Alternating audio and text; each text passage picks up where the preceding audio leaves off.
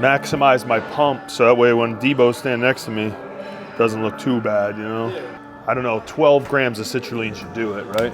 Yeah, definitely. Probably shit on the bench, but Operation Big Bench featuring none other than Debo_flex. You already know. Legend. Here. Still trying to figure out who's going to bench 500. I'm feeling 500 today. Yeah, if you guys don't know, we're racing. I need something to just push me over the edge motivation-wise, so Debo's now kind of surpassed me in bench, so we're racing the 500. Which bench do you like? Texas? Love it. This is the notorious black TSS rack at PWRBLD Gym. Like, I think there's a sign-up sheet to use this bench. I had to wait 2 hours the other day. I don't know why, because the red one's the exact same fucking rack. But it's like, this is the one everyone wants. I don't know why.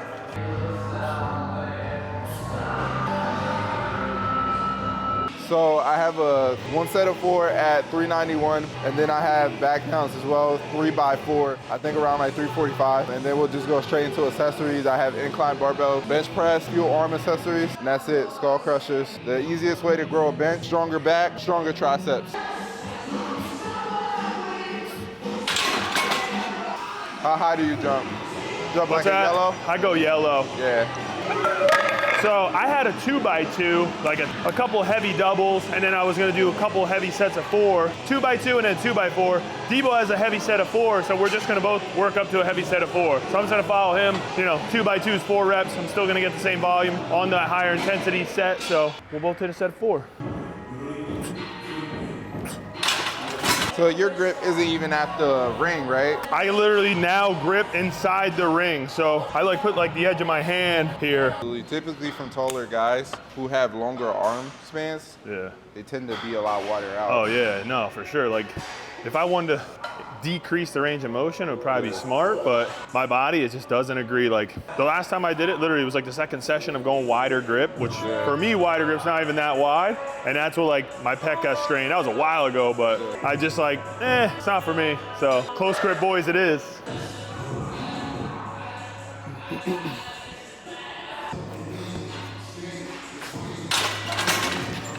How you want to do another red? Or I go yellow for a single, and then I go red. What did it have you hitting for 4? 391. 391. Yep. There you go. There's so much that goes in the bench, and you have to think of every movement, squat, bench, and deadlift from the ground up. So making sure that you're firing through the floor, you're pushing through your back, and just exploding. I'm good on this one. Yeah? Okay.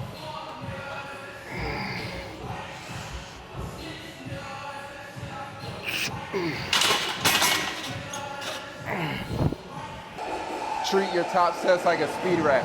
Honestly, that would be the fastest way for growth. Making sure you're exploding every single time. Yep.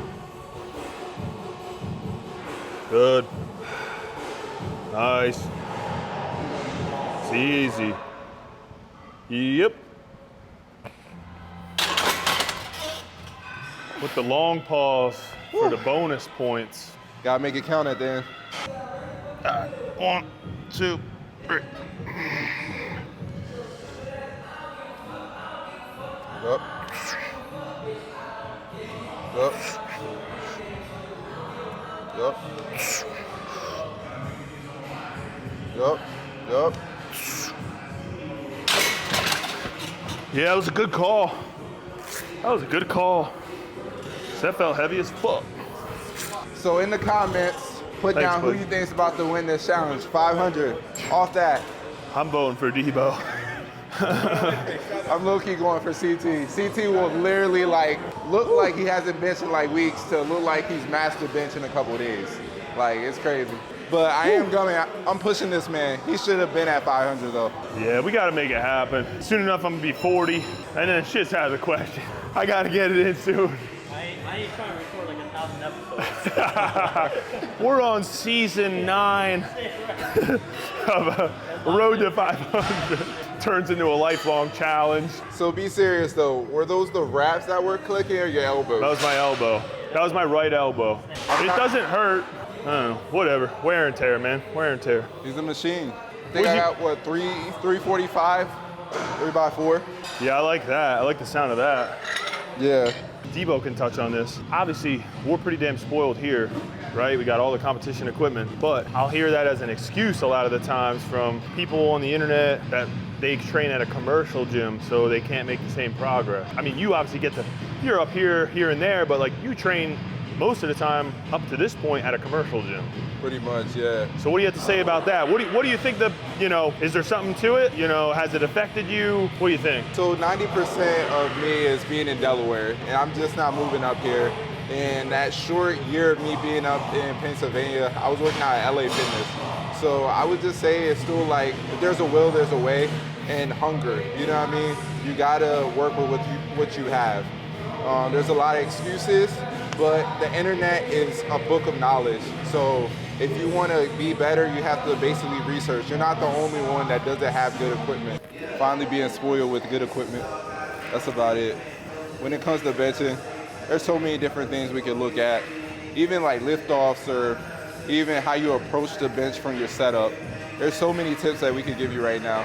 CT, what's some things that you feel like we could touch upon? Probably consistency, like you were just saying. If you're gonna have a handoff or if you're not gonna have a handoff, training that way as often as you can. If you're gonna be, whatever your setup may be, whether it's the most elaborate or as simple as just laying down on the bench, lay down on the bench the same way every single time. Focus on quality movement patterns. A lot of times people are always trying to just keep pushing the numbers, and they develop shit technique, shit movement patterns.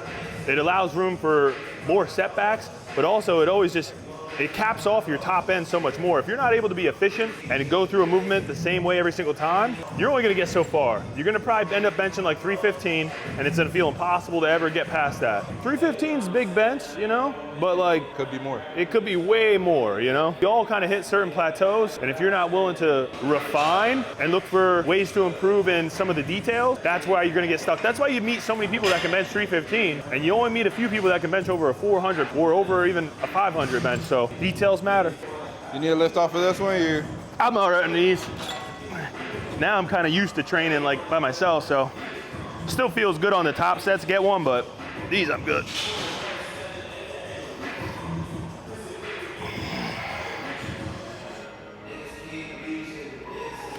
Definitely pay attention to how he keeps his wrists and his elbows stacked as well.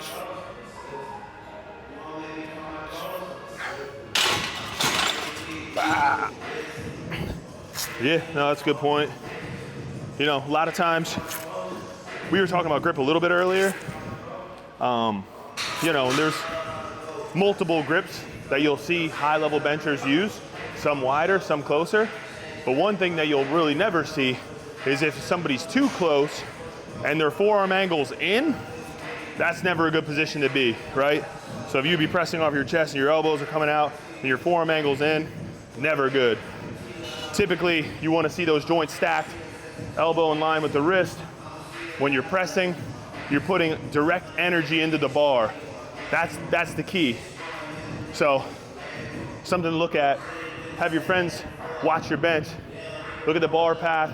Look at the positioning of the forearm, the wrists, where you're placing the bar in your hand. Some people are sometimes too high, which gives like a lot of wrist extension during the movement. So when you're pressing, it allows the wrist to want to go back, even if you have wrist straps on.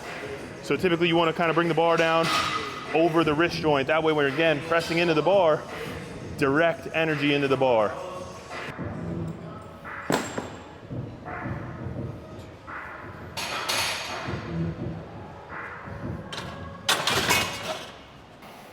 Debo's on that bodybuilder tempo. He's like moving. I go. No, I think that's another big thing I see is like, man, the younger lifters, they fucking like their breaks, man. They like their breaks. We just seen the tank video, so that's why it's on my mind, but I feel like obviously you want to let yourself recover in between sets. 3 to 5 minutes should be like max for working set. 15 minutes is too damn long. Even if you're a power lifter, 3 to 5 minutes, guys. 3 to 5 minutes. If you're going and you're peaking for a meet and you're hitting like your heaviest sets possible, sure, you can extend those a little bit to kind of mimic a meet day setting, but normal working sets, 3 to 5 minutes. CT, why do we pause anything under 6 reps? If you're gonna avoid pausing in training, meet day is gonna end up being a rude awakening. So basically my rule of thumb, tell all my clients forever, anything less than 6 reps, you should be pausing. Anything more, you could always do like a controlled touch and go. Yeah, if you don't know, this is my coach as well too, as well as the homie. So that's one thing that we always like enforce, just staying tight when we're benching, making sure that we feel comfortable, making sure that we're aware of where we are on the bench at all times. So when we're down there, making sure that we're pressing through the pad instead of just, you know, staying loose. We're making sure that we're exploding. We're making sure that our feet are driving through the floor. We're making sure that we're pushing our hips out so that our butt isn't coming up. So, yeah, honestly, one thing I always tell people too, honestly, I feel stronger pausing. Now when I try touch and go, or if I'm doing like a higher rep set touch and go, like I don't feel quite as strong. I don't feel as explosive. When you pause, you're allowing yourself to now focus on, I'm gonna maintain as much tightness as possible. I'm gonna be loading up tension on the eccentric, pause, and now when I actually press, I'm timing everything to fire simultaneously, right? You're pressing with the upper body, you're pushing your back into the bench pad, you're driving with your legs. You should be feeling your glutes fire while maintaining positioning, but you're putting everything into the bar at once. That's what's gonna develop the strongest, most explosive bench. And if you notice all the best benchers, watch their entire body. Everything fires. From the upper body to the lower body, simultaneously, all at once. That's the key for the biggest bench. if you don't know, get your Muscle Tech supplements, code Debo at checkout. Every time I order that shit weekly. One thing that I see about younger lifters, all they want to do is SBD, squat, bench, deadlift. Honestly, the younger you are, the more you should prioritize your accessories. You should be using machines like this, you should be using your dumbbells, creating as much stability as you can, but also just trying to build as much muscle as possible. That's a excellent point. I feel like the younger lifters, that's your prime growing phase, right? Like 16 through like 25. And you see them only doing SBD days. And obviously, yeah, it's great if you're looking to compete coming up, right? If you really want to build the biggest base and have the highest ceiling possible, prioritize accessory work, especially in like an off season, right? So again, if you're not competing within the next 3 to 4 months, this should be a majority of your training, in my opinion, so you can build the most muscle mass possible, because that's gonna translate into the competition lifts, which will then allow you to hit bigger, better numbers over the long term. If you guys didn't know, we got the best equipment in the game. Prime. Love this piece. Little incline press. Obviously having multiple plate loading horns allows you to target different range of motion, or different points in the range of motion. Pretty sick. If you haven't tried it, you gotta try it.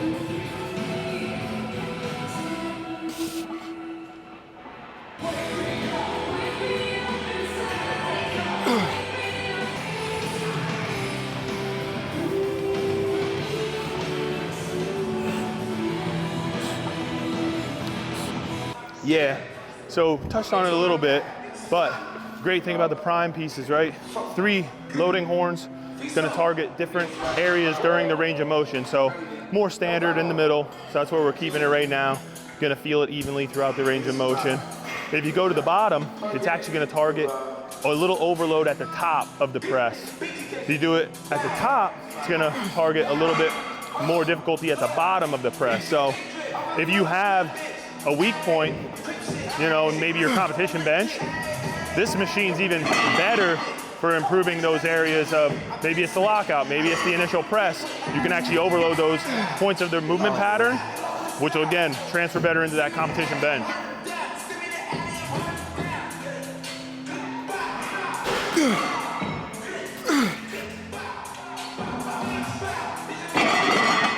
Ten and 10. Let's do it. 10, live or die. 2, 3, 4. Come on.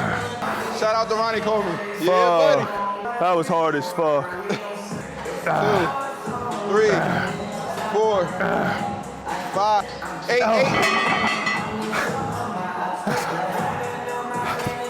Am I doing it right? Okay. I was confident in that I'm one. like, what the fuck is he doing?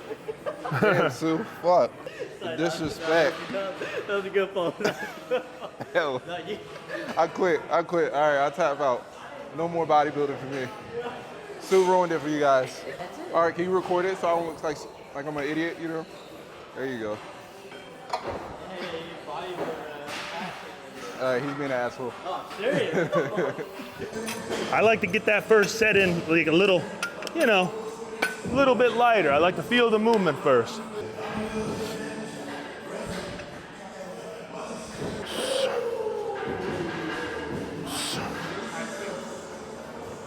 See, all these kids want to look jacked like Debo, but they ain't willing to put in the work. This shit ain't an accident. This shit ain't an accident. There we go.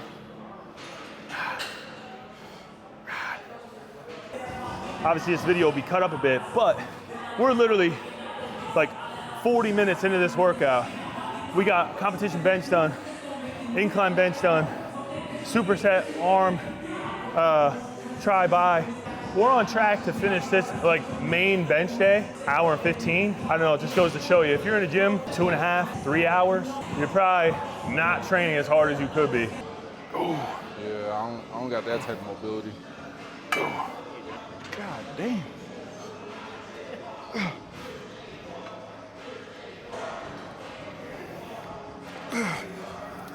You have to have some type of experience, like years of experience within the sport to actually be able to tell somebody else what to do. Yeah.